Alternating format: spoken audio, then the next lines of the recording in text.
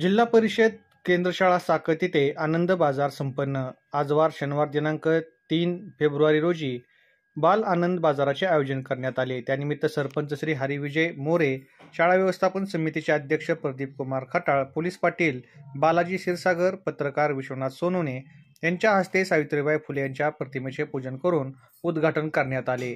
या बाल आनंद बाजारात सर्व शाळेतील सर्व मुलामुलींनी भाग घेऊन विविध पदार्थांची सुमारे 15,437 रुपयांची विक्री केली.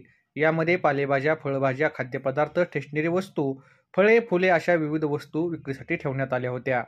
विद्यार्थ्यांना प्रत्यक्ष व्यवहाराचा अनुभव मिळावा या बाजारात गावातील सर्व पालक नागरिक यांनी खरेदीसाठी व विद्यार्थ्यांना प्रोत्साहन देण्यासाठी उपस्थिती लावली.